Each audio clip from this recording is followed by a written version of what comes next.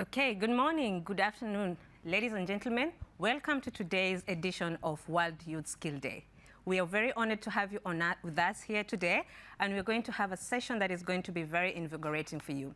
So World Youth Skill Day was a day that was designated by the United Nations, and it's a day that is celebrated to empower young girls, to empower young boys to become the best they can be. This is about giving them skills that are needed for today's world. So we're going to have a session today that is going to be 2.5 hours, and we're going to welcome you to be able to come along with us as we celebrate this day. And also we're going to pose questions as we go along to allow you to be able to participate and tell us what you think about this day. So I'm going to allow you to work with us. And the first thing I want to do is to give the general information. So first thing you need to know is that we're going to record this session. And that means, since we're recording, it means that you should be able to have consent. If not, you should be able to log out. At the end of the day, we are going to have this on YouTube. And we also welcome you to go on YouTube and also contribute to what we are going to be discussing today. To get us started, I'd like us to just understand why Youth Skill Day is important. If you ask yourself, why is skills important in this evolving world? The first thing that comes to mind is that we have technological changes that are happening. We have issues when it comes to sustainability. And now more than ever, we need to have skills. Skills are important because they open doors for opportunities. Skills are important because they empower you to become a better person. And importantly, they transform lives. So today, we welcome you to join us to be part of this global movement where we encourage young people to build skills. We encourage young people to take up the opportunities that are given to them, and we encourage young people to continue with the resistance that they had, the resilience that they've had, and to continue to partake skill development as part of their journeys. Without further ado, I'd like to welcome UNESCO-UNEVOC's Head of Office to give us the opening remarks. The floor is yours, Friedrich. Thank you, Priscilla. Hello and welcome to this World Youth Skills Day event, which has been jointly organized by UNESCO-UNEVOC and WorldSkills International. Today's event focuses on empowering youth for a sustainable future, and it is one of many global celebrations taking place to mark World Youth Skills Day. These activities all help to raise awareness of the positive impact of skills development on young people and highlight the immense potential and capabilities of the young minds that will shape our future. As you will hear from our youth focus group, skills can unlock opportunities, break barriers, and transform lives. Young people with the right combination of knowledge and skills can drive economic growth, reduce poverty, promote social cohesion, and contribute to the achievement of the Sustainable Development Goals. At the same time, we cannot overlook the challenges that youth are facing in acquiring and sharpening these much-needed skills. Access to quality education and training remains a significant barrier for many. Gender inequalities persist, especially in certain fields where young women are less likely to participate and succeed. Lack of infrastructure, limited resources, and outdated curricula further exacerbate the divide between skills demanded by employers and those provided by educational institutions. Globally, more than 1 in 5 young people are not in education, employment, or training. Young people in the labor force are 3 times as likely as adults to be unemployed. Because of this, we must equip youth with the relevant skills to adapt, innovate, and succeed. In the Youth Declaration presented during the United Nations Transforming Education Summit in 2022, young people called upon decision makers to invest in future-proof skills development, technical and vocational training, apprenticeships, and other relevant opportunities to ensure access to decent jobs for youth, especially members from vulnerable and marginalized communities. UNESCO's new strategy for TVET responds to this call by emphasizing the development of skills for individuals to learn, work, and live, and to become champions for justice in their communities. To achieve this, we must foster an environment that encourages lifelong learning, creativity, and entrepreneurship. During the next couple of hours, we will hear from young people joining us in Bonn and online about the support they expect from us and how we can better meet their needs. In addition, almost 4,000 young people from more than 90 countries shared their concerns, aspirations, and priorities for skills development as part of our World Youth Skills Day survey. We will see some key results of the survey in the next session. We will also have an opportunity to learn from those who are championing youth skills and teacher training initiatives in ministries, TVET institutions, private sector companies, development organizations, and employers associations. We look forward to a collaborative exchange and to strengthening our commitment to invest in youth, nurture their talents, and create a future where they can thrive. Before I conclude, I would like to thank WorldSkills International for collaborating on this event and WorldSkills Germany, the German Federal Ministry for Economic Cooperation and Development, and the Deutsche Gesellschaft für internationale Zusammenarbeit for their support. Finally, to all the young people who are joining us, happy World Youth Skills Day. And I have the pleasure to introduce Laurence Gates, board member for strategic development at WorldSkills International. Laurence, thank you for joining us today. Thank you very much, Friedrich, and happy World Youth Skills Day to you all. Thank you for inviting me to help open this important event alongside friends and colleagues from UNESCO-UNEVOC, WorldSkills Germany, the German Federal Ministry of Economic Cooperation and Development, and the German Corporation for International Cooperation. I'm very happy to be here amongst so many incredibly skilled young people. And in a moment, we will hear from you as you put forward your priorities and share your insights. Each of you has so much to contribute to the conversation. It is your perspective, your ideas, and your challenging questions that we need to hear today and every day. I know I speak for all the organizations present here today when I say that developing skills in youth is essential to solving the many challenges facing our world. We are all committed to helping you develop the skills you need for tomorrow, because our world is becoming more turbulent and uncertain. Governments and industries are not responding quickly or effectively enough to prevent the climate breakdown. Young people do not have equal access to education because of their economic, social, geographical, or cultural circumstances. And as Friedrich said, while skills have no gender, there is still an undeniable gender gap in vocational education and training. So events like this today bring educators, industries, and policymakers together. Change will only happen when these parties work together to redesign our VET systems so they support sustainable human and economic development.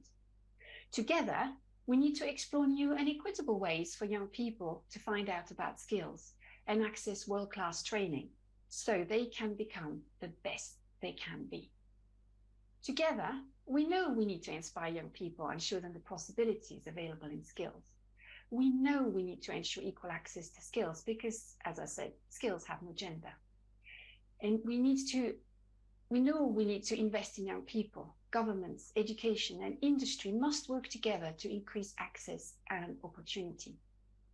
WorldSkills initiatives like our Capacity Building Center, social entrepreneur programs, competitions, and try-skill initiatives around the world, with a particular focus now on skills development in Africa, in partnership with the African Union, are all part of the solution to putting skills development on center stage.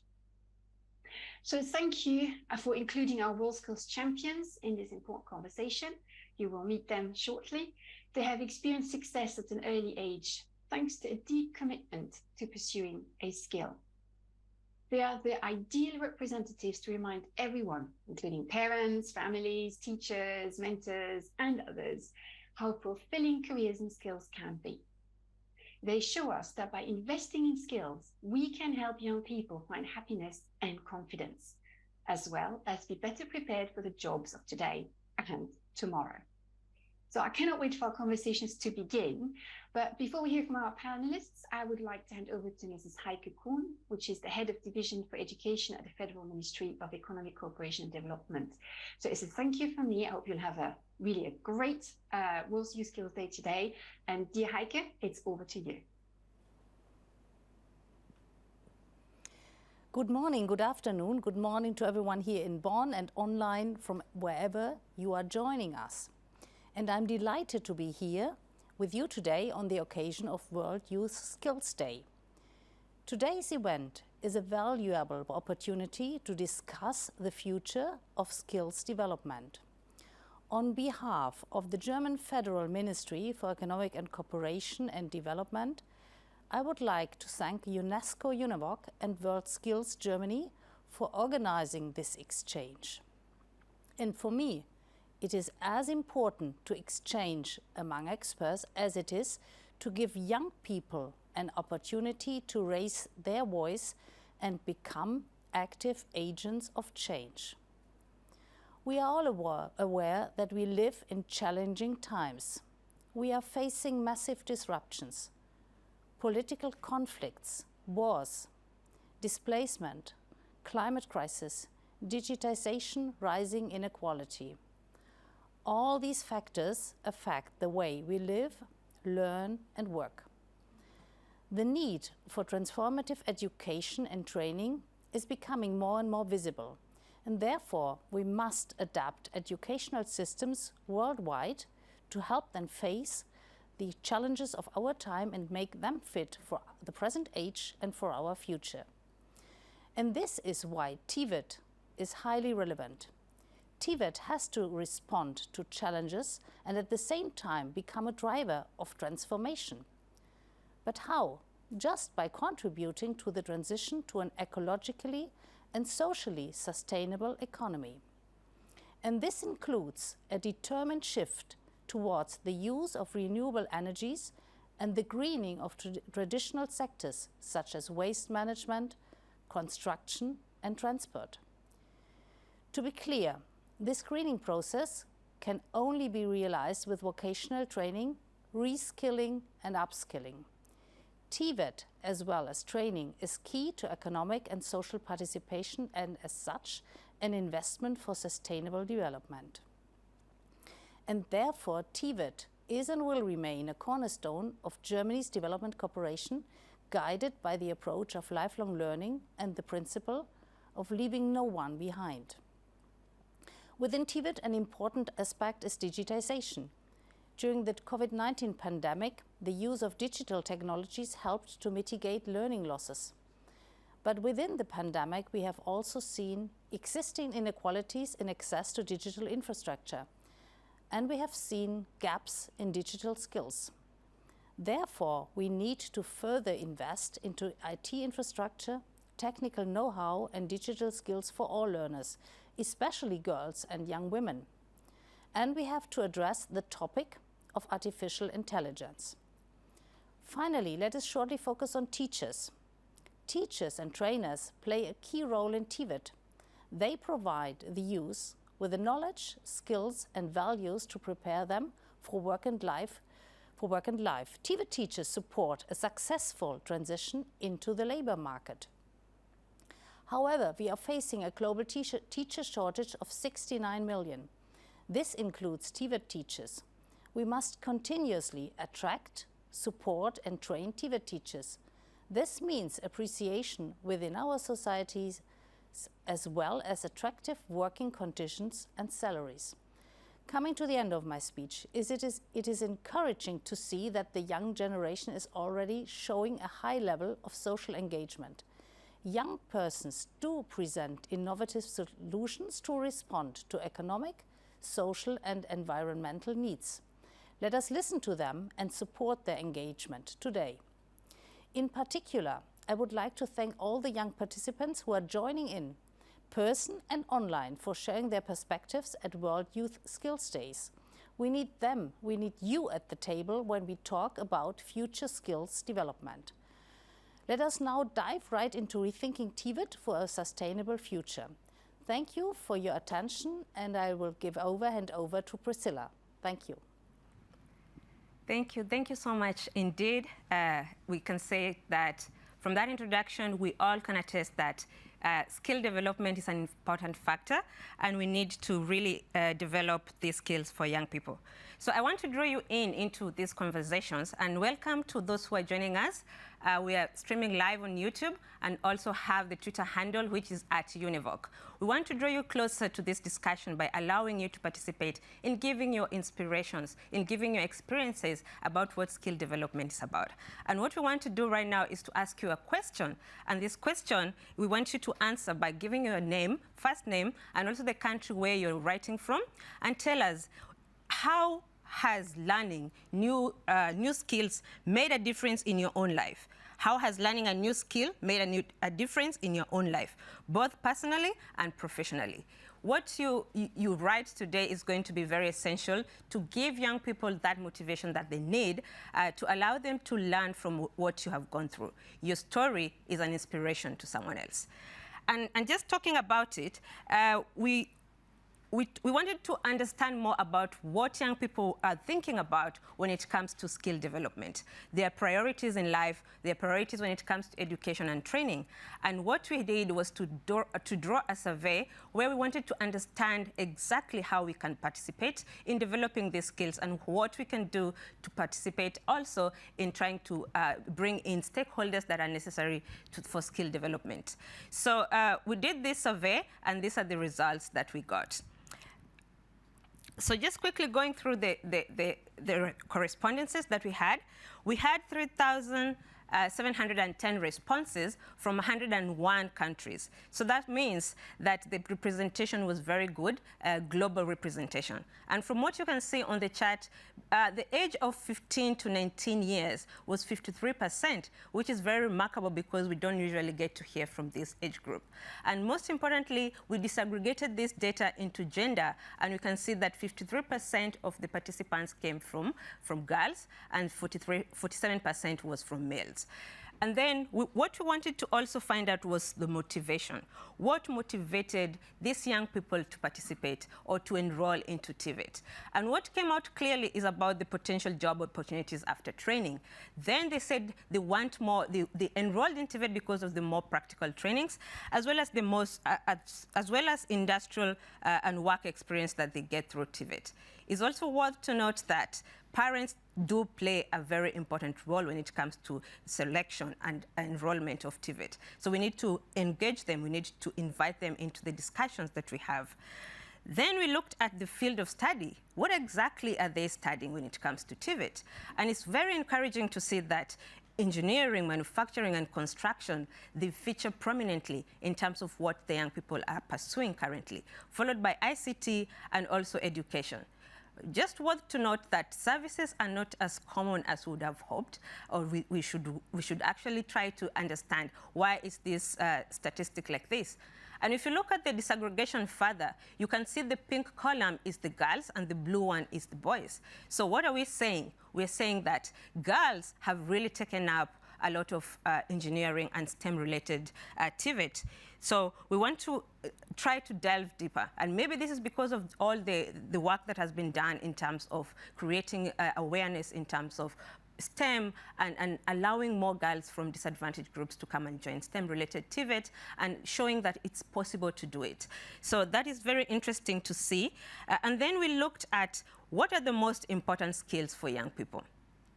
And we can see from the graph that technical skills tied with communication and interpersonal skills. So it means that young people can actually say interpersonal skills as equally important as technical skills, followed by critical thinking as well as entrepreneurial skills. What is not so common is about media and information literacy, and I think this is because they're already very proficient and savvy in this area. So if you look at the preferred career paths upon graduating, many of these young participants say that they want to pursue higher education.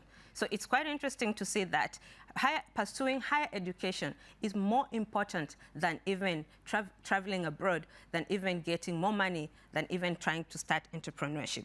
So pursuing higher education was number one when it came to the preferred career paths upon graduating, followed by entrepreneurship, and then they wanted to seek formal employment, and some of them wanted to travel abroad, which is very interesting to have and to understand. So when you think about youth aspirations, what are the young people thinking about? What are they aspiring for? And what came out clearly was that they aspire for having a good work-life balance. This was very eye-opening because it has not happened before. Most of them said that reaching the high level of education follows next, and it's not as important as getting high income. So we can actually say that young people are very prone to understanding what is good for them. They want life-work balance, and they don't really care so much about high incomes, as long as they get that work-life balance. And then we looked at the biggest challenges faced during training. So they have the opportunity to train, but what are some of the biggest challenges they face?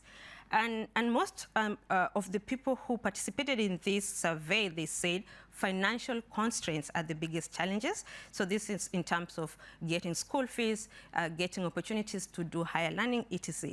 Then they looked at the difficulty in understanding the training materials and concepts. So this creates a new question. How do we ensure that we create content that is TVET ready and it's very easy to understand for the young people who are participating in this skill development? And then they talked about inadequate training equipment. So someone actually mentioned that you can go to a lab and you not find enough information. So these are some of the things that we need to work together with stakeholders as the TVET fraternity and really come up with solutions. Then we were very curious about the personal issues and the societal issues that they face. And it's quite interesting to see that when it comes to personal issues, family and relationship issues, they are the most things that really concern young people. So one thing we want to know is how can we help them to navigate these family issues that they have? Then they were really concerned, really anxious to know that they have the support for personal growth and self-development. And mental health and well-being is also a very important factor, followed by self-confidence and self-esteem. When we ask them about societal issues that they are concerned about, the biggest chance is that they are so worried about the high cost of living, and it keeps rising. This is one of the concerns that young people have, followed by continuing the lifelong learning opportunities. They want to be able to work and continue to learn as they continue with their lives. They're also concerned about environmental sustainability and climate change, as well as the crime and safety concerns. So the topic of the hour is about AI, and we wanted to know about the AI usage. Currently, young people have been known, especially the Gen Z, have been known to be very tech savvy. And when we looked at the questions that we asked them, how many of you have had the opportunity to use AI? Yes, we said only 28% of them have actually used AI. So 72% are still yet to use AI in their day-to-day. And when you ask them how they use this AI, it was quite interesting to see some of those things, which I'm going to read later. But in terms of platforms that they use, ChatGPT was the common platform that they use, but they also use others like Midjourney. They also use Bing Chat, the Google Assist, and also Charactera. And disaggregating data further, from among the 28% who are using AI, we see that more boys are using AI than girls. And why? What are they exactly doing? What are they exactly doing when they go into the AI? So they do so many things, like getting homework done, checking grammar, revision purpose, simulation exercises, and brainstorming, understanding the course materials. But what came out prominently is that they use AI for research and assignments. And what they said mostly is that they use AI to get a better understanding. So understanding was the key thing that you need to think about. And then quickly, we just looked at areas in TVET where they want to see changes. What areas in TVET do young people really want to see changes? And most of them are saying they want to see more role models and mentors. They want to have mental health support for the students, and also learning meaningful content. Most of them also said that they want more exposure in the use of equipment and tools, and they also want to increase practical skills. Some of them also alluded to they wanted to see adequate training materials, and also they want to use AI as a study partner. And it was quite interesting to see that most importantly, what they also want is that you trainers, you stakeholders, to better understand and be patient with them. They have different learning journeys, and they want you to be patient as they continue to learn. So this is quite interesting, and this is where we ended our survey. And I don't know what really captures your attention when it comes to this survey. What have you really captured? Anything surprising, anything interesting, anything that resonates with you? We advise you to continue writing on the chat as we welcome other people to talk. So today we are very honored to have young people, young champions of the world who have come to our studio here in Bonn, and they're going to really explain further about this survey and what really are their perspectives when it comes to life, work, and education. And allow me to introduce Stephanie, who is going to come in and introduce the young people who are our champions for today from WorldSkills. You're welcome. Thank you, Priscilla. Good morning, everyone. Good day. For me, the international WorldSkills community and the skills competitions embody tolerance and diversity, hope and motivation, excellence and youth empowerment.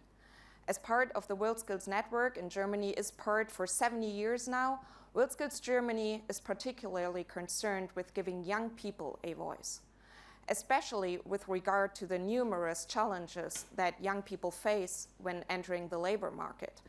It is important not only to talk about them, but with them. This is the only way we can understand young people's wishes, hopes, and fears, and take those into account in decision-making processes. That's why I'm pleased that we at WorldSkills Germany were able to play a key role in shaping the first part of today's event.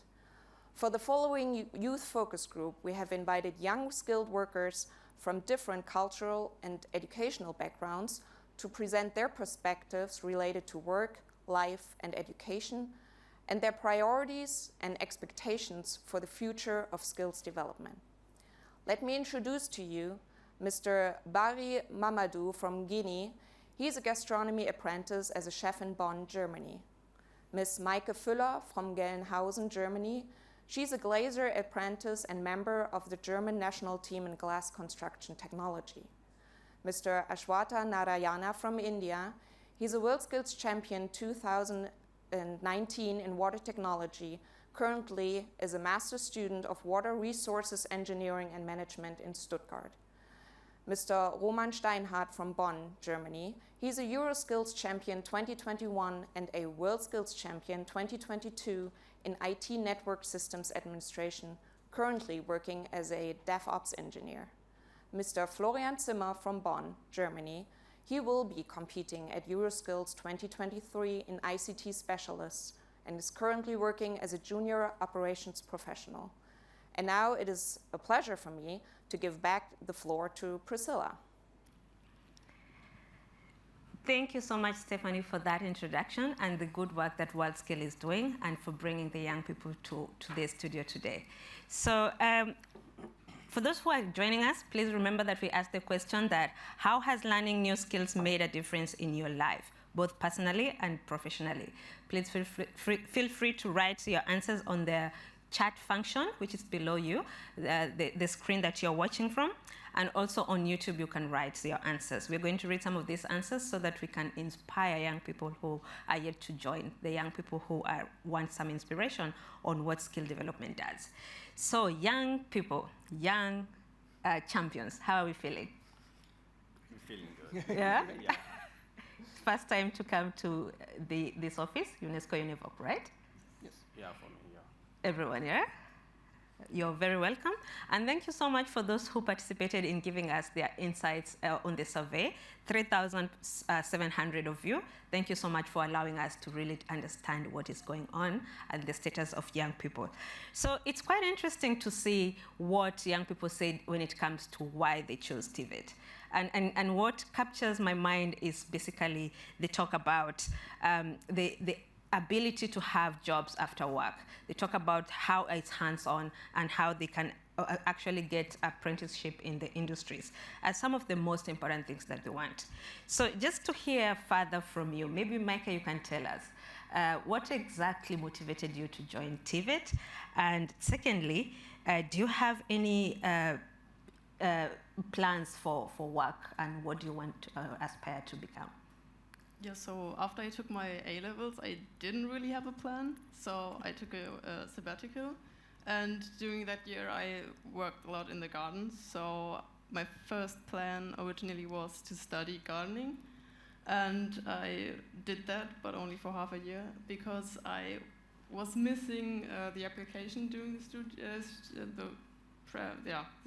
in university, and I'm more of a type learning by doing, and since I was missing that, and I was always having fun working and doing things and building things and crafting things, that's why I took the opportunity after dropping out of university I wanted to do an apprenticeship in crafts. I originally wanted to do a carpenter, but I didn't get one. Maybe it was because I was too late with my application, or I was a girl. I don't know. It's just, I'm just, genau. And then one carpenter recommended a glazier, which was near where I live, and I made a 2 weeks internship, and I'm really happy because I had so much fun, and 1 year now I'm doing the apprentice, and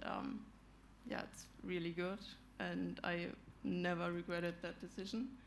And after I'm finished, which will be in 1 year, I see 4 options for myself. I could either go back to university and study again in the same field to enhance my knowledge, or I could go again to school to take my master or technician's diploma. With the master diploma, I could be working in the planning field, or I could even start my own business. And the 4th option I see for myself is working as a teacher, and then go to an apprentice school. Yeah. Thank you so much. It's actually very clear what you're saying, that skill development allows you to have many options. It opens doors for different opportunities. And I wish you all the best as you pursue your glazier apprenticeship and also a career ahead. And when we think about, and I want to go to you, Barry. I know you're the gastronomy apprentice from Guinea.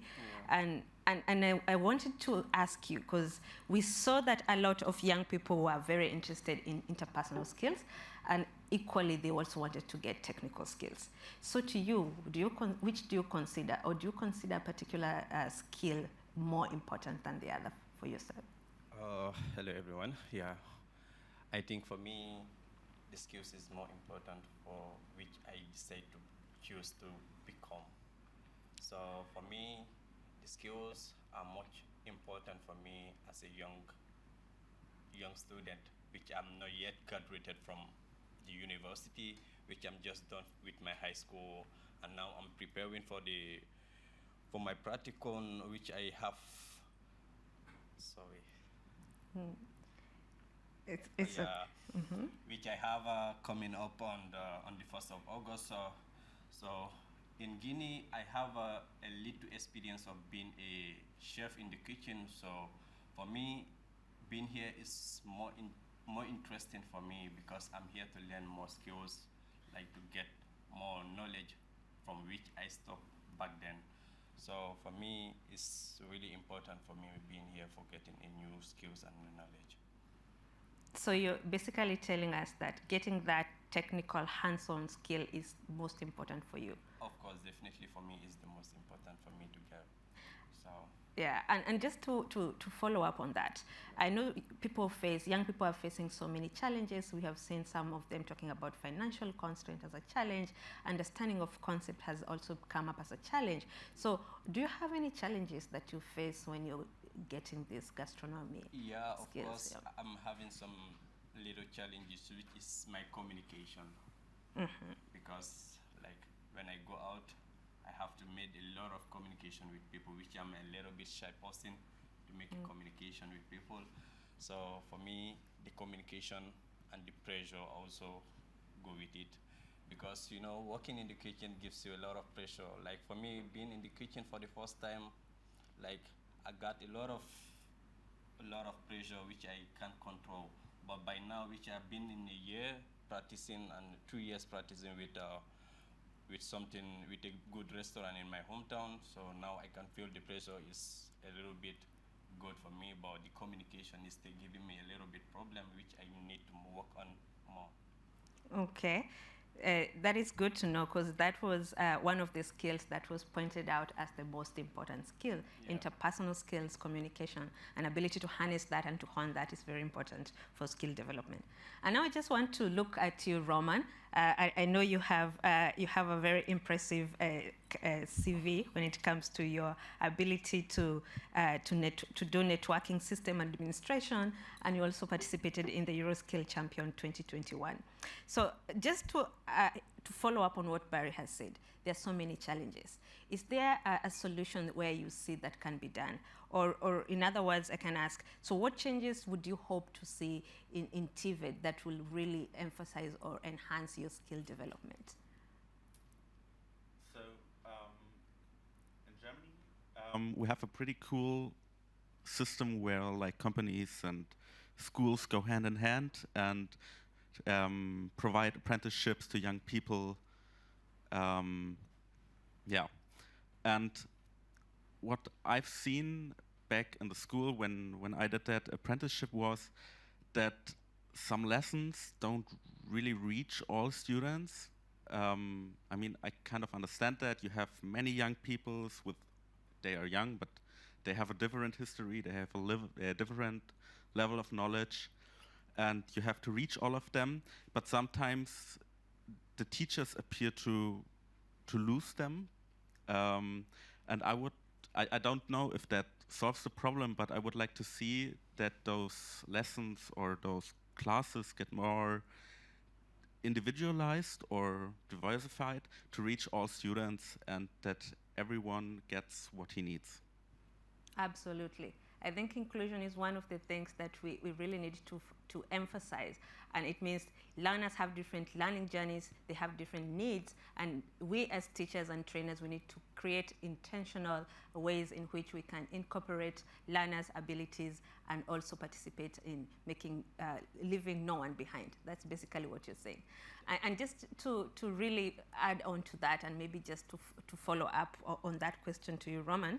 So what advice would you give a trainer on what they can do to really emphasize and to break that gap that is existing, especially in bearing in mind that a lot of trainers are millennials and a lot of trainees, yourself included, is a Gen Z. Is there a thing that you can tell a trainer, if you do this, this is going to reach me, I'm going to facilitate my understanding better? I think it couples kind of like with what I said earlier, that training should be more individualized, that trainers should talk with their students and get in communication with them and understand what they need and be in communication with them so that they can adjust what they teach in lessons or what they need. For example, another thing is that apprenticeships are usually very generic, while companies' business purposes are usually very specific. And if the teachers are in touch with the students and understand what they're maybe also doing in the company, they can adjust the lessons and try to teach them in things that they don't get in touch that much in the company, for example. And I think that's a very important part, that teachers communicate with the students and adjust their lessons based on that, yeah. Absolutely. Individualized training plans. I hope teachers who are here are taking notes of what young people really expect and what they want and what their aspirations are. And just going back to you, Mike, because we talked about your career in Glacier, do you think there's any role that the government can play in ensuring that you actually get better outcomes when it comes to transition to work, when it comes to your training at the moment? Yeah, definitely. I often experience that a lot of people don't really know what I do when I say I work as a glazier. And that's because I think there's a lack of attention and a well standing for the work of a glazier or work or craft works as in general. And I think that the government should go to the schools and in secondary schools and tell them what the information they want and they need about TVETs. Because if I knew what I had a range of possibilities, maybe I could make an easier decision of what I wanted to do after school. And yeah, by that, a lot of people would maybe, because I really like working as a glazier, and maybe young people then also would take the chance and join TVET as a glazier. And by that, maybe more people that would be in need of more schools, and that would mean maybe a better infrastructure.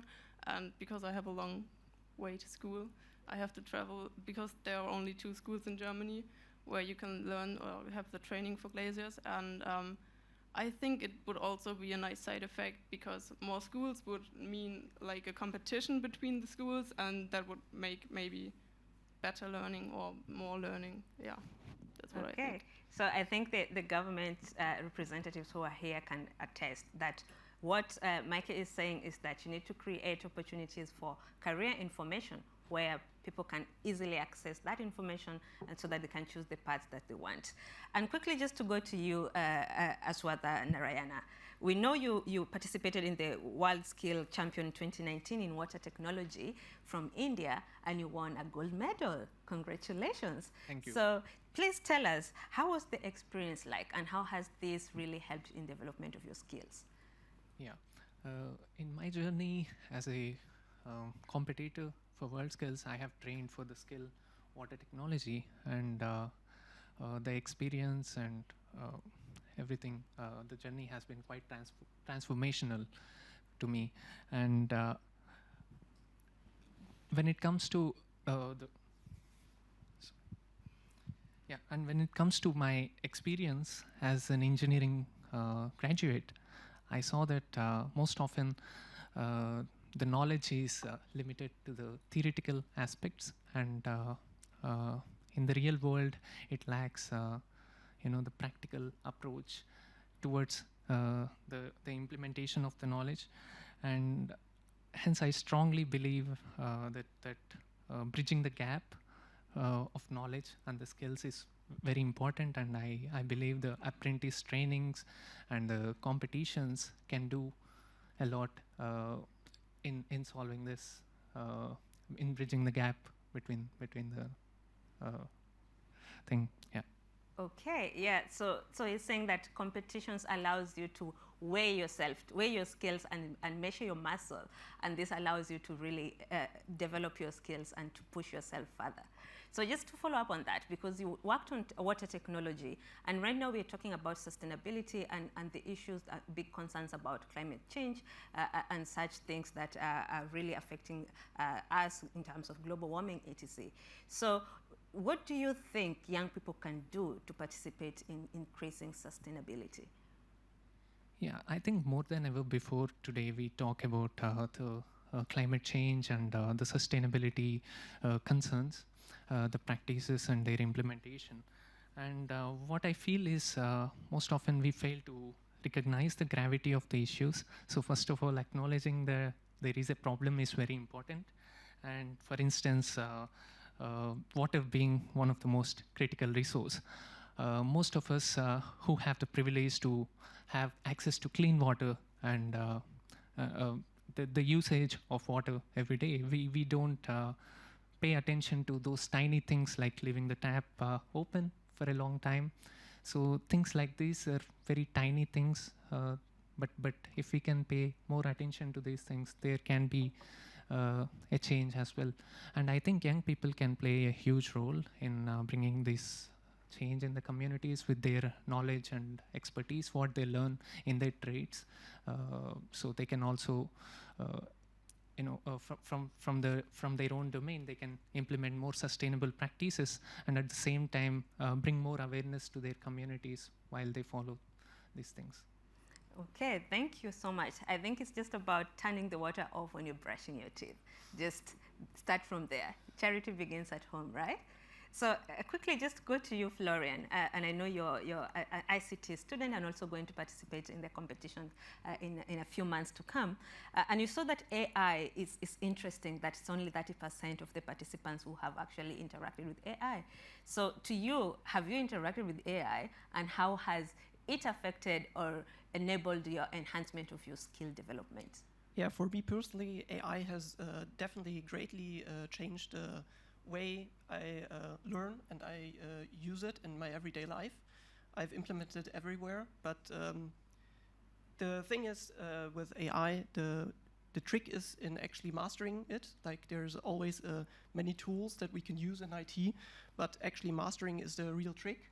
And that's also one thing that I advise teachers and also people who work on curriculums is implement it as fast as possible, because it's changing our society and we'll have to learn to use it. And it's really interesting to see that not that many people use it, because in my field, in IT, it has definitely been a game changer. It's basically like a personal teacher. You can use it as a personal teacher, just what Roman spoke about. It is a teacher who is highly individual. He has always time for you, and you just have to know how to use it. So I like to use it, for example, also to solve problems.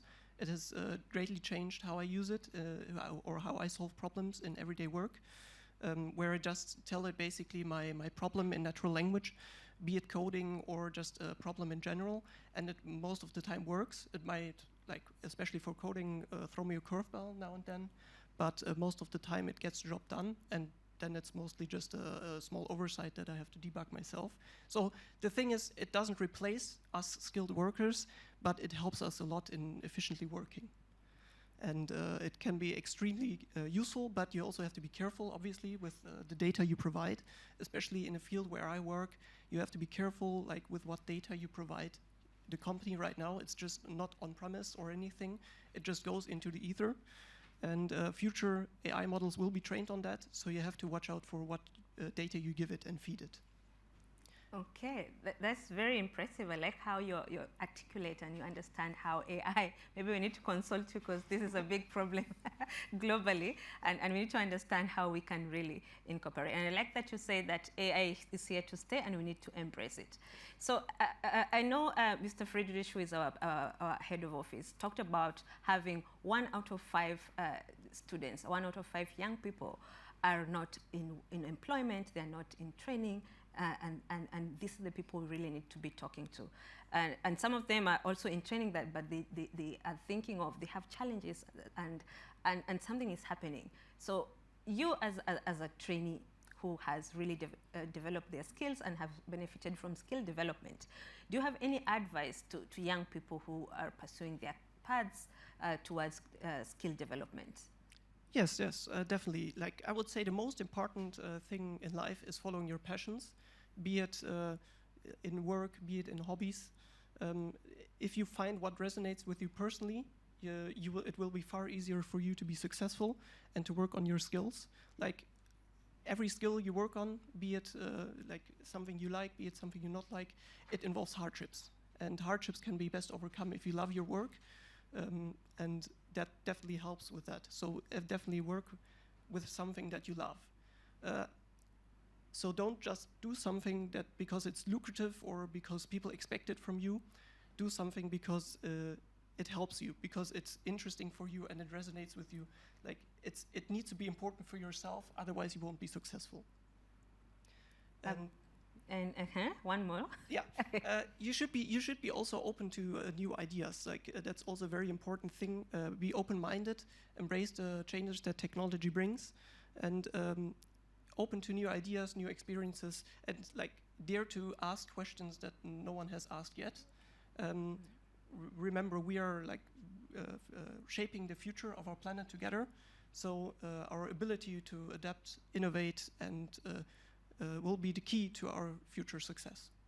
Absolutely. I cannot even add anything to that. I hope you're taking notes, because this is a learning lesson for all of us. We're getting schooled by the young people here, and thank you so much for participating in this. We appreciate your perspectives. And we asked a question to you, the audience. We asked a question on how skill development has helped you or made a difference in you personally and professionally. And I'm just going to read some of the answers that I see coming through. That we have Joseph, who has said, learning new skills opened up many opportunities in school for me. The more skills I learned, the more leadership positions I was able to acquire. Then we have Abdul Razak, who is saying it helped me to remain relevant in the sector and harness opportunities in the sector. Then we have someone from Maimal, who is saying that learning new skills is an essential part of our lives, as learning has never ended. It's a never-ending process. It's necessary not to stop learning for any reason. Then we have Jeremy from Canada, who is saying, learning new skills and competencies has and continues to give me the knowledge, skills, and behaviors that have assisted me to transform the TVET sector in Canada. And we have let's see, we have Jay from New York, who is saying that learning new skills has opened doors that in some cases I did not know existed. Keep sending your inspiring stories, because this is what young people really want to hear, and this is what is going to allow them to take up new challenges and to continue to work with us. So as we continue, I'd like to thank you all, first of all, for allowing us to see what is happening in terms of live work and education. And I know we have taken notes. We have different stakeholders here who have helped us to really understand what is going on. So as we quickly go on with the program, we are going now to look at a short video from the campaign that we just had. And this short video is just young people talking about more of what we've had today, more of what we had from the plan that we got. And this video is going to be an opportunity for you to tell us more, to interact with people, to ask questions as we continue with the program ahead. Enjoy the video.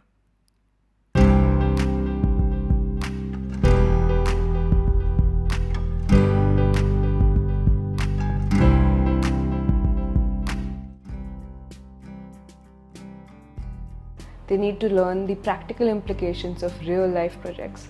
So get them involved with actual life projects or get them internships, and this is the way that they will be prepared for the industry. It is important that the training students are acquiring is not outdated and the education system is moving at the same pace as the industry. I think you could get higher feedback and more receptiveness if you listen to students and create a space and environment where they can learn from what they actually would want to do. I would like them to introduce mentorship programs. People who've made it in life should come and talk to us about how they did it. They could provide us with simulation training through the use of technologies like VR. This could bridge the gap between classroom learning and real-world application.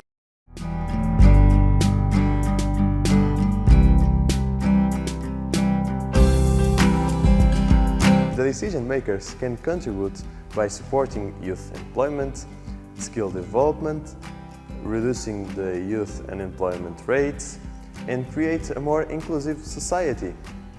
I think decision makers can help improve this by giving us more funds, financial support.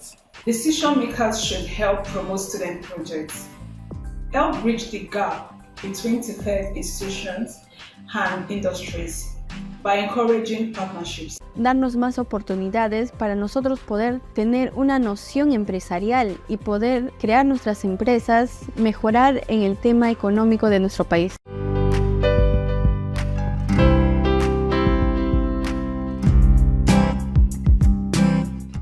There there, to those who are thinking of signing up, please do so, because this can be an experience of a lifetime for you to be able to get your dream job. I want to say to you, where there is a skill, there is always a way.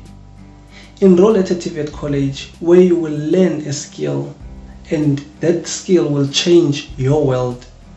I always say, when you have a skill, you will never go hungry. My message to young people is to always follow your passion. And my recommendation for anyone who knows what they want to do in life is pursue it. Go find it. Go find a vocational course that can give you the skills that get you into that sector, and don't stop. Keep going until you get what you want. Happy World Youth Skills Day.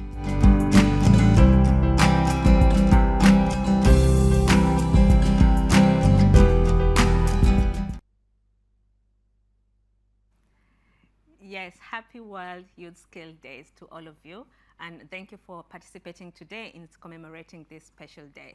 So we understand that TVET plays an important role when it comes to skill development. And in our next panel, we really want to try to understand and see how we can address some of these challenges that we have seen young people put across.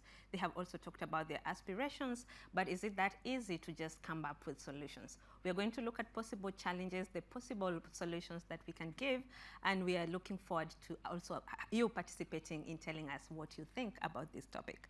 So when you think about the TVET ecosystem, it's composed of different kinds of stakeholders. We have the international organizations, we have the government, we have trainers, we have the learners themselves, and we even have the community and parents that play into this ecosystem. And all of us have the opportunity to contribute to development of skills for young people, and we can do this through various means. So in studio here, we have our guest today. We have Ms. Samira Bura, who is joining us from here in Germany. She's the policy officer for the European Federation of Education Employers.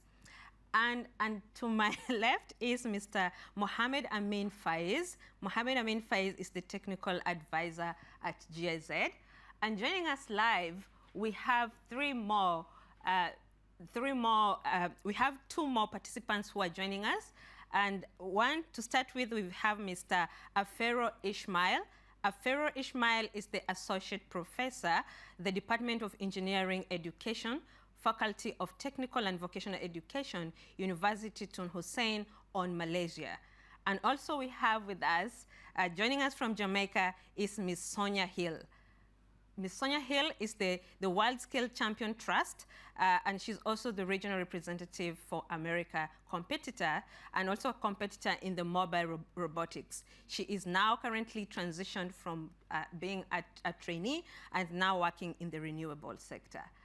Thank you all for joining us in the panel today. And I just want to jump right in and just get to this discussion that we just started with the young people. They talked about a diverse skill set that is required to enhance their development in skills. They talked about technical skills are equally important as the interpersonal and communication skills. They talked about entrepreneurial flair. They talked about ability to have critical mindset, and also sustainability literacy. So just to go straight to you, Mr. Afero, who is representing the trainers and the teachers globally. You're going to be speaking on behalf of many teachers. Tell us, are the trainers ready to respond to these needs that young people are talking about, and also to respond to the ever-changing and evolving marketplace that we see today?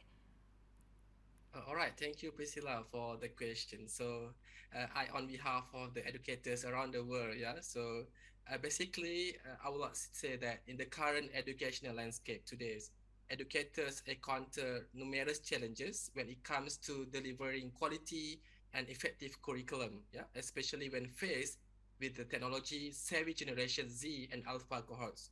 So I would like to share our study conducted in 2021, which is one of the coalition projects funded by UNESCO-UNEVOC in 6 countries, which are Malaysia, Indonesia, Thailand, Iran, China, and Maldives.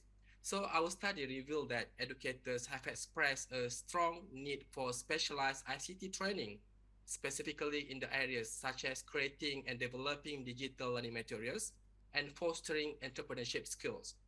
And from this study, we believe that educators should receive training within real business environment, in this context, digital business environment, enabling them to enhance their professional development and effectively support their students.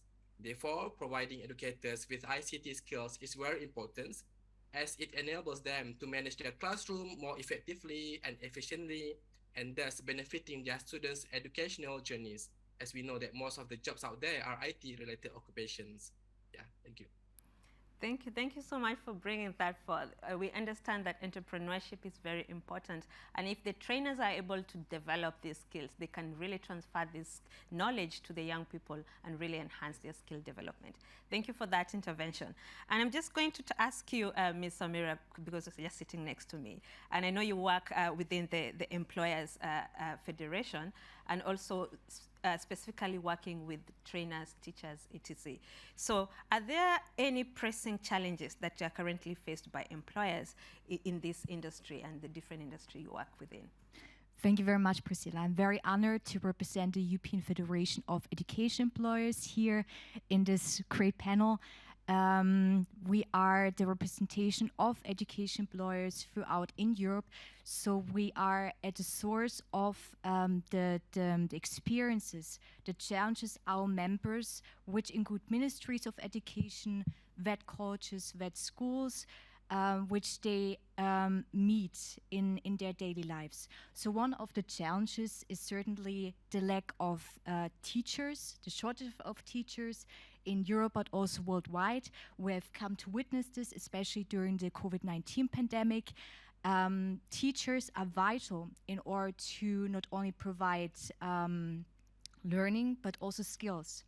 And in this regard, we have witnessed in Europe, for example, according to the publication of the European Commission, Teachers in Europe, an oversupply in some countries, for example, in the UK, in Cyprus, but also the exact opposite, namely a shortage of teachers in Hungary, in Austria, in the Netherlands, and in Germany.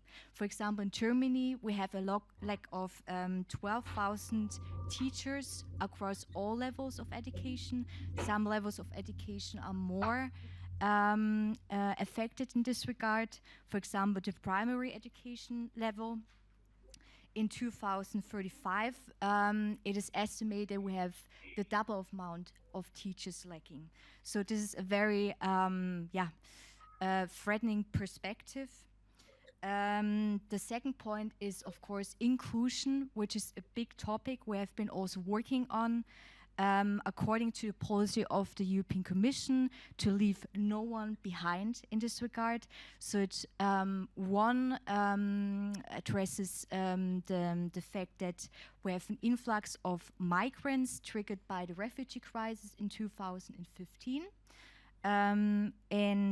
Where, for example, in 2015, we had 1.3 million people who applied asylum in the 28 member states. And also the war in Ukraine. So we have an influx of students, of teachers, and in this regard, the question also arises how to integrate them best into the education systems in order to benefit from their talents, from their ideas, from their visions. The second point with regards to inclusion is, of course, the social disadvantaged students, for example, students with disabilities. So the question is, of course, how to integrate them best into the learning systems. During the COVID-19 pandemic, we have, for example, seen that with e-learning, we have a rising opportunity in this regard. And also with the new approaches we have seen with the need-based holistic approaches, which we have been working on as well more and more. Okay, thank you so much. And I like that you mentioned about inclusion, because we already know that as much as we don't have enough trainers to really capture all the students that are coming up, we also have limited knowledge when it comes to inclusion, and I like that you already mentioned that. So I'd like to turn to you, Ms. Sonia. You're joining us from Jamaica and a recent graduate and now working. So in terms of your transition from school to work, were there any challenges that you encountered when you were doing this?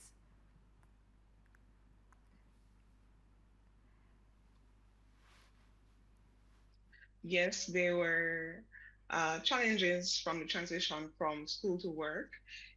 However, it was a wonderful learning experience. There were certain skills and knowledge gaps that hindered my performance in the work environment, regardless of having completed engineering degree. This is because my engineering degree program, they provided a solid theoretical foundation, and I did not really get exposure to practical experience and technologies used within industry. This made it really challenging for me to quickly adapt to the work environment and effectively apply my knowledge.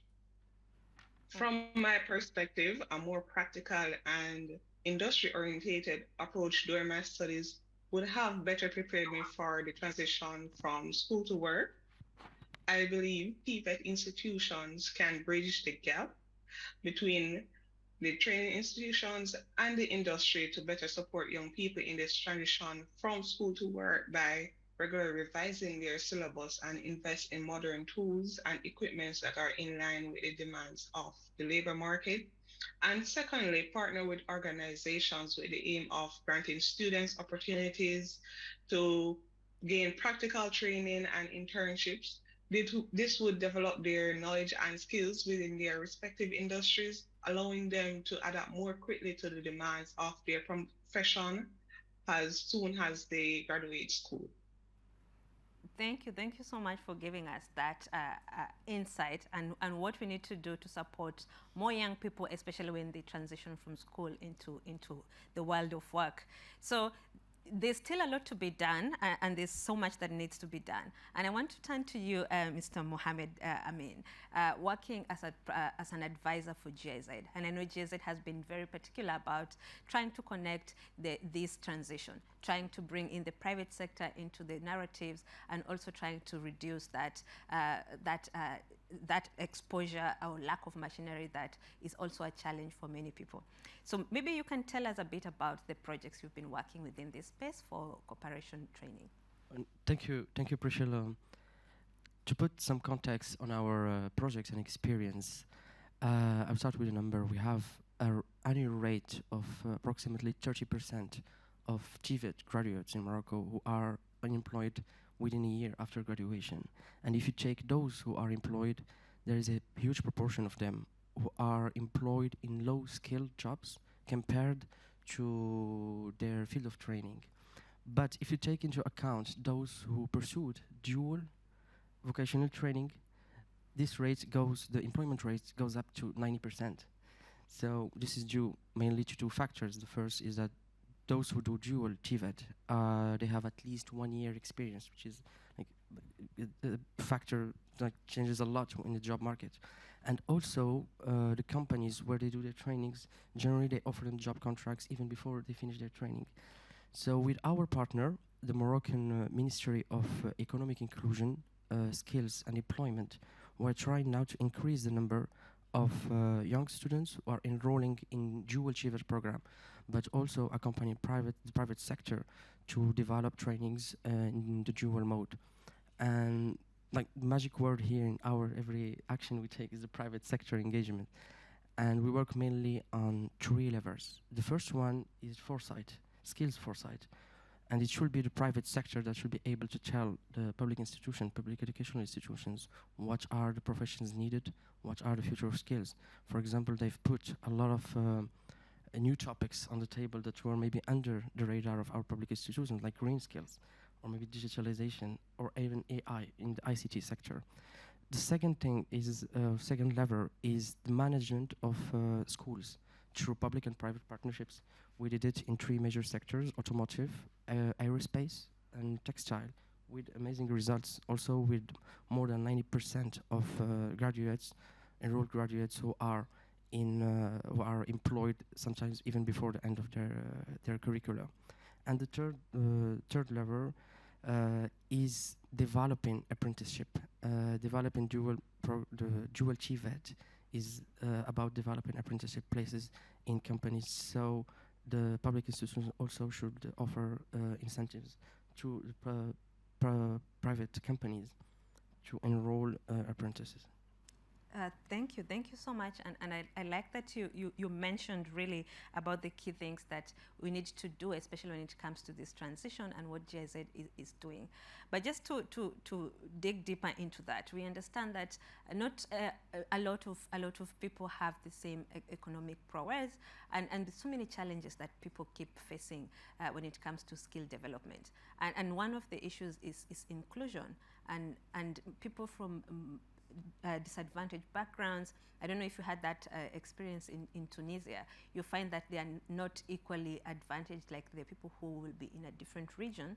And sometimes we wonder, how can you ensure that we have equal access of skill building opportunities, especially from young peoples from very diverse backgrounds? Well, ensuring equal opportunities is the cornerstone of every social and economic development. And even when you talk about just transition, we should talk about ensuring equal opportunities for everybody. So in that matter, now for every educational or training policy design, we should always address the systemic barriers that some categories like socioeconomic factors or maybe gender or race are putting barriers for a lot of young people to have an equal opportunity compared to some others. For example, those systemic barriers can be infrastructure. To give an example, in Morocco we had a huge dropout rate for young girls in rural areas. And when we dig into that, we understood that it was mainly because of the lack of public transportation. So just with a shuttle bus service, free meals at lunch, we managed to decrease this number significantly. Another example for systemic barriers, and it's pretty interesting that it was in the survey, is image shaping. And having role models is very important for minorities or people who are sometimes excluded from the conventional communication about jobs and careers and professional success. And having those role models can be also very significant in ensuring that those categories are included. For example, women in tech. We have also a program in that in Morocco, and it's really having amazing results because we're connecting young girls with women who have succeeded in tech. And it helps them orient also their careers toward IT trainings and IT careers, which have a huge demand now in Morocco. Okay, absolutely. Thank you for that, and really talking about the systemic barriers, because we don't say enough, and there's so many systemic barriers that young people will encounter that really will hinder their skill development. And it's upon us as the TVET fraternity to really look into how we can address these barriers. And I want to turn to you, Ms. Samira. We talk about sustainability. It has come out as one of the important topics of the day when it comes to corporate responsibility, when it comes to even young people. They were here talking about how they need to be more responsive when it comes to sustainability and also preserving the environment. So just to understand a little bit within your workspace, are there any projects that you're doing within this space of sustainability and anything to do with environmental friendly practices that you can really support trainers, especially within your space of work? Thank you very much. So our ambition as the European Federation of Education Employers is to improve the quality of management and teaching, because everything starts in this regard to have a school-based approach to include everyone. Speak again of the subject of inclusion. In this regard, we apply for yearly projects in the framework of the European Social Dialogue Call, which is sponsored by the European Commission, but also the Erasmus Plus program. And in this regard, we include burning topics such as inclusion, but also environmental sustainability, which is at the core of our thinking as well. Having the green agenda on the international level in mind, but also the European Green Agenda and the European Year of Skills, which was recently launched in May. So we have, for example, one project going on in green skills, which is titled European Social Partners in Education Promoting Environmental Sustainability in School Learning, Teaching and Management. A very long title, but a very interesting one, as we explore the various levels within the school community, namely management, teaching and learning. So how can we bring everyone on the table to pursue one goal in terms of fostering environmental sustainability in the school setting. In this regard, we have launched several peer learning activities, as we believe bringing people together is at the core. People are important. Innovation is important. Driving things forward is important in order to reach our goals, to collect best practices, to not only talk about policies, but also to focus on the question why, so that our members go back to the settings and say, that was a very nice idea. That's something we implement in our setting. That's something we can really challenge our setting with our policymakers and drive things forward. So, for example, with regards to this project on environmental sustainability, we have found out by gathering our members, but also international European stakeholders such as the European Commission, that, for example, there needs to be work done on continuous professional development, for example, fostering green skilling opportunities in induction programs by, for example, in the form of credit systems as an incentive for teachers to award a certificate in the end. With regards to the management level, was very interesting to see that there was a lot of the idea of transversal skills coming up, so the necessity to reform the curriculum in the sense that green skills should not only be thrown into the curriculum as an add-on for teachers, for school leaders, at all levels of education, but to really integrate the green skilling into the teaching program, together with students in a need-based, holistic, transversal approach, to form awareness, to form consciousness of the green transition as soon as possible, as everything starts with attitudes, awareness, together with the students. Absolutely.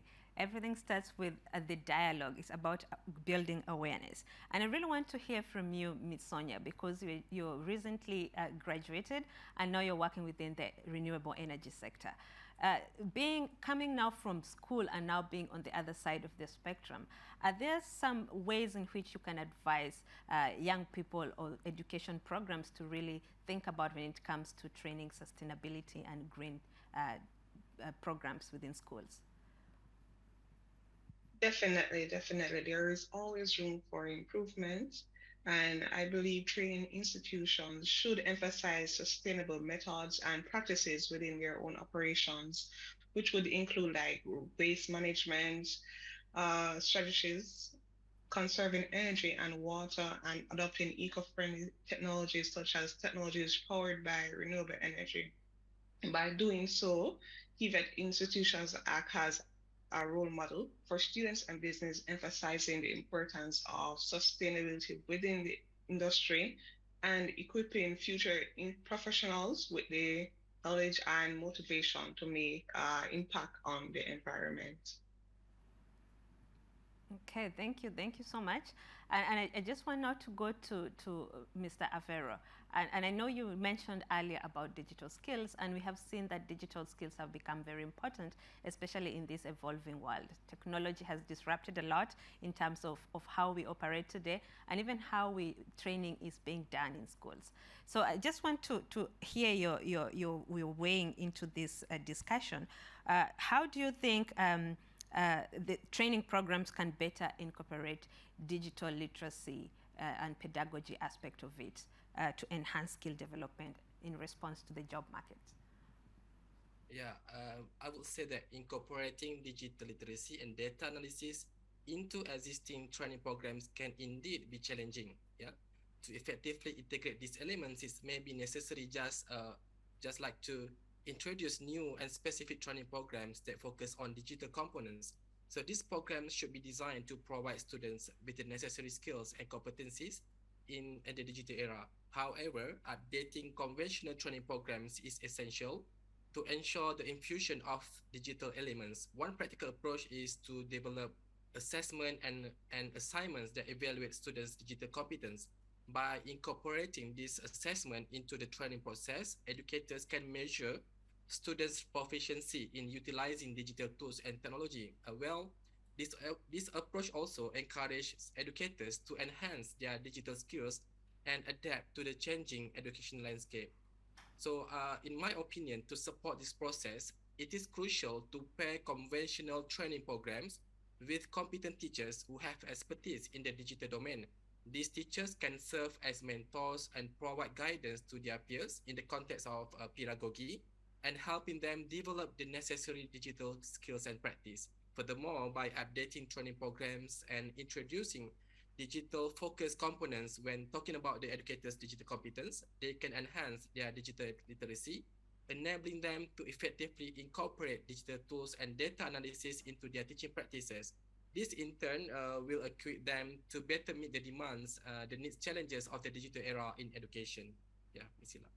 Okay, and just to follow up on that, do you think teachers and trainers should really use AI to do their training, as young people have said that they also want AI to be a partner in education? What is your suggestion on that topic? Yeah, this is quite a critical issue actually, even in my institutions that now students tend to use AI in, I would say like developing or doing the assignments and tasks given to them. So we have come to a conclusion that AI somehow it helps and benefits to the students in certain way. But at some point, sometimes when we do rely on the AI too much, so we might lose some of the knowledge and skills component. So I would say that this is quite initial stage of using AI in our teaching and learning process, but I believe that in the future, AI will become dominant in our teaching and learning session.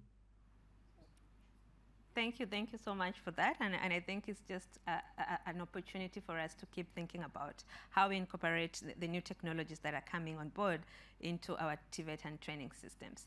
So I want to go to you, Sonia, again, because I know that you being a student, you really give us a lot of insights into the world of work. And I want to bring in the topic of lifelong learning, because it was one of the topics that young people talked about. They really want to be involved in and they want to work on it. And they want to become learners throughout their life. So have you thought about any learning that you want to do beyond what you are currently doing at the renewable section or the renewable energy work that you're currently doing? How is lifelong learning important to you?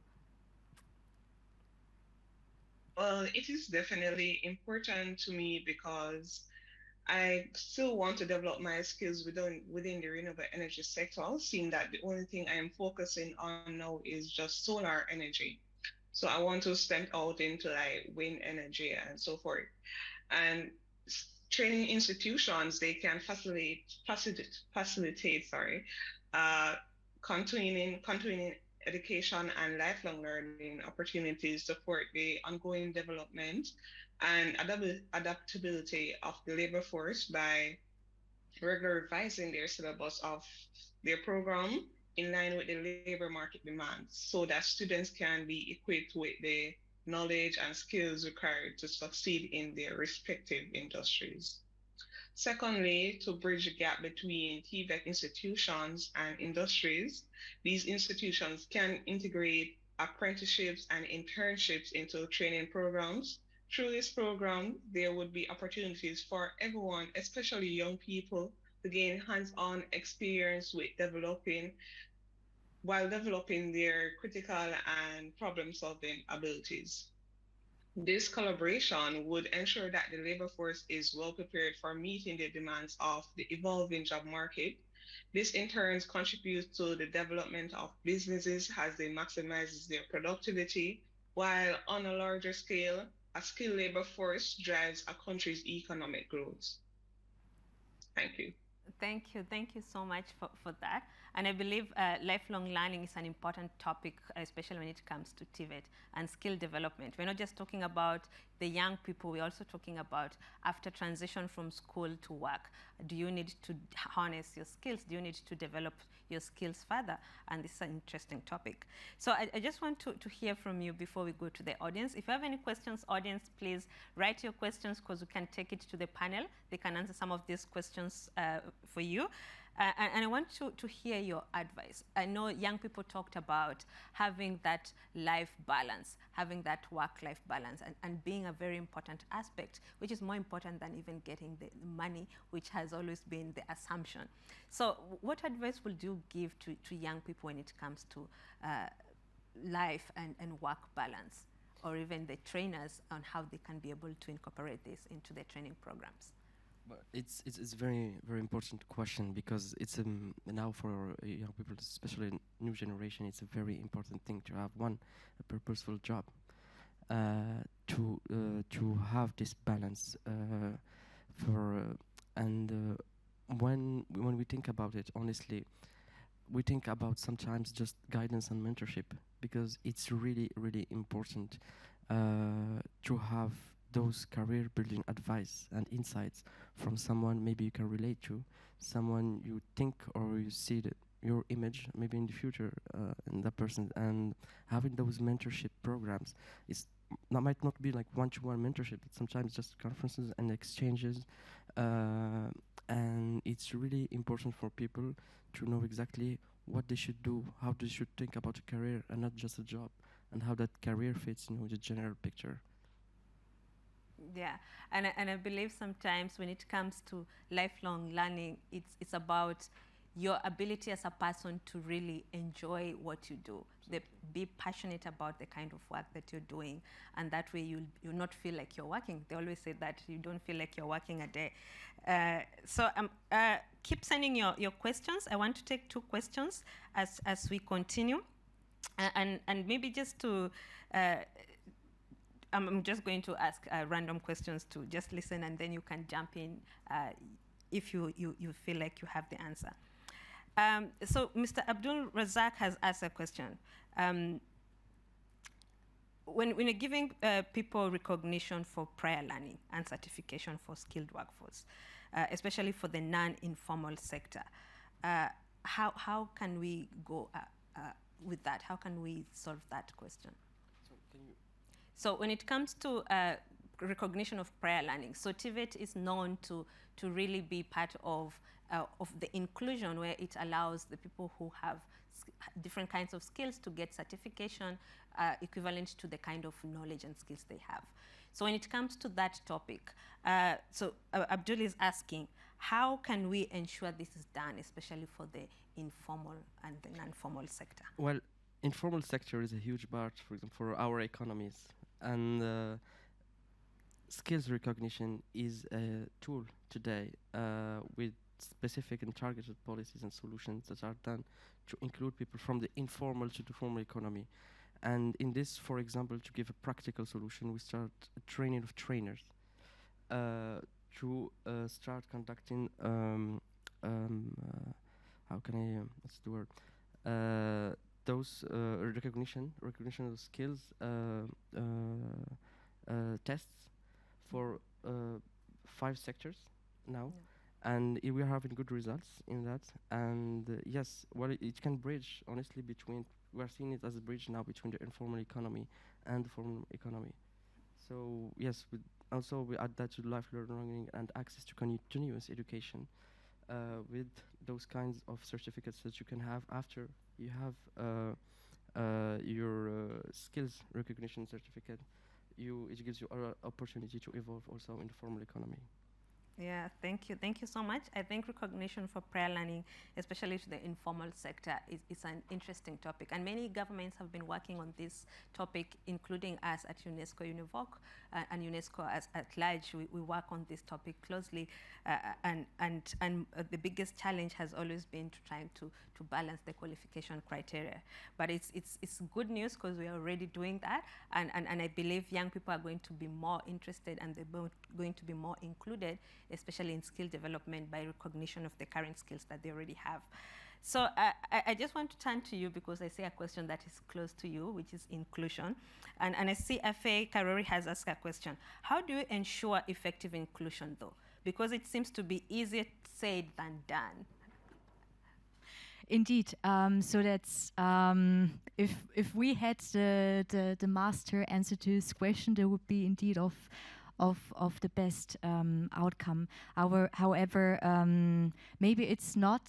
It's good. We do not have the question yet, so we dig a little bit deeper into this. Because when we talk about efficiency is a very general term, which also is close to investment, which is very important. But also, with regards to it's like it is with learning. It is a lifetime journey to explore together with various stakeholders, because every stakeholder has different ideas, different means of investment, and so it's important to dig a little bit deeper in this regard, and especially do mapping, which is the very first step, because especially with regards to the subject of disability and the IVET sector, and in general the school sector, we are generally speaking still at the start. So I think that's something we have to do even more in order to have this need-based approach with regards to investment, to redirect investment there where it is needed, into the regions, into the schools. Absolutely.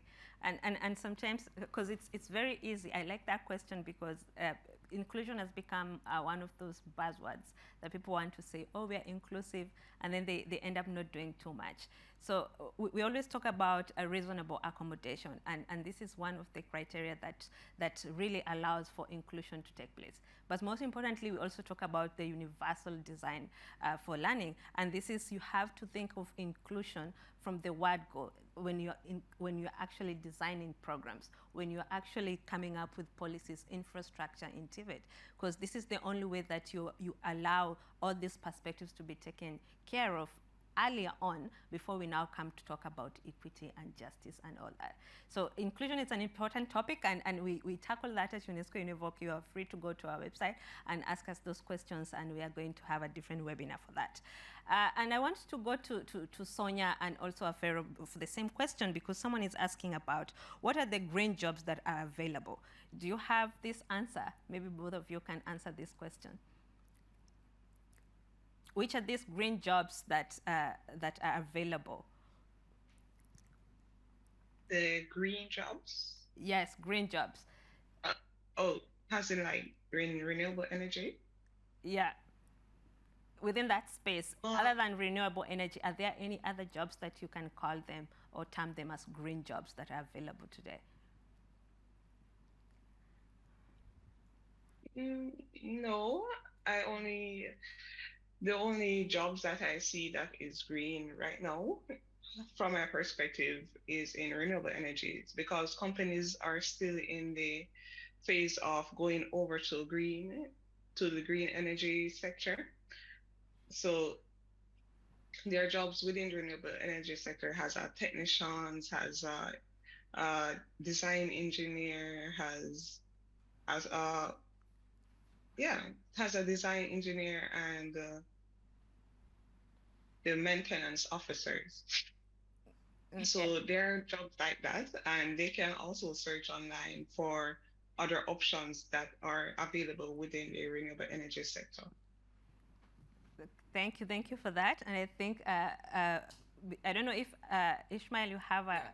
Yeah, Priscilla, this is very interesting questions that becomes a confusion to many people, that what differences between green technology and the green jobs. So we are, as the educators, we are trying to educate our students to have certain skills, and especially for green skills, to be integrated into the curriculum. So as we do understand that the green jobs is always related to the green technology, but what we are missing here, that sometimes we can also call that the bus driver as a green jobs. Because why? Because the bus driver need to understand about the pollution, how to minimize the cost, how to make sure that the ergonomics and so on. So what we are doing right now is to implement all specific skills for especially for the green skills to every jobs available in the world. So if you are mentioning about the green jobs, I think that most of the jobs out there can be called green jobs, but it depends on how you interpret that. Yeah. Thank you for that, and I think Mohammed, you want to weigh into that as well? Yes, if I can jump in, as Mr. Afero said, that you have distinction between green jobs and green skills. For green jobs, yes, you have a lot of jobs now related to renewable energy. You can speak about solar or green hydrogen or wind energy, but there are also green jobs now, which we'll talk about when you think about water management, when you think about green entrepreneurship. So there is a huge demand now on the market about that, even on the durable mobility. But on the other hand, you have the green skills that you should master for just traditional jobs. For example, a logistical operator should now be able to calculate the carbon footprint of every operation he's doing, especially if the company is exporting its goods towards Europe.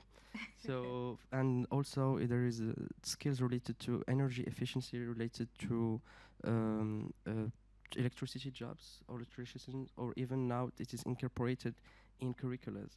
So the green skills are, maybe when we think about future skills, we should always think about green. Absolutely, and thank you so much for weighing to that. I think that's the last question we're going to take in. And the panelists, I want to thank you so much for taking the opportunity to talk to young people and to give us ideas on the projects that you are currently doing that facilitate skill development. We've had different recommendations that we need to take into action as we go ahead, and I believe that the people who are here can actually attest to some of these recommendations that have been put forward.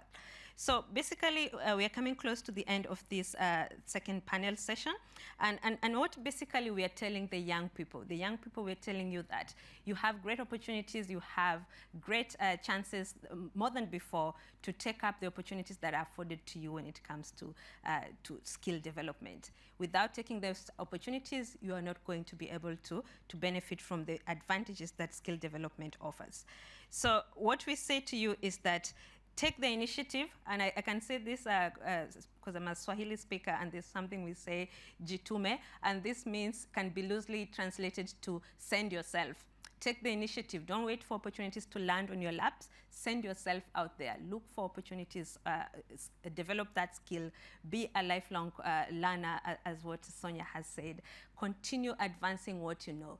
And most importantly, ensure that whatever skill you have, whatever knowledge that you have, it's relevant to the job market for today. You need to create, develop your skills that are responsible or respond to the jobs that exist today, So keep learning to thrive. And I think that is the end of the second session of this panel. Thank you so much, our panelists, for this opportunity to hear from you. And we really appreciate the time you've had. So quickly, I'm going to allow my colleague, Ms. Soledad, to come on board and to talk about the next sessions, which is the session about UNESCO Global Skill Academy. Global Skill Academy connects individuals, learners, and institutions and governments with a wide range of training programs. And these are the training programs I'm urging young people to look into and take advantage of. These programs are provided by the Global Education Coalition, the members, and the main aim is to really allow and support young people and also adults in their journeys to developing skills and competences for employability as well as resilience. So 3 years today, WorldSkills Academy launched a very important initiative in which they are delivering youth skills for employability, entrepreneurship, and resilience. And today, being the 3rd anniversary, we want to celebrate with WorldSkills Academy as they tell us more about this initiative. So we'll hear about this from Soledad and the team after this short video. Thank you, and that's it from us.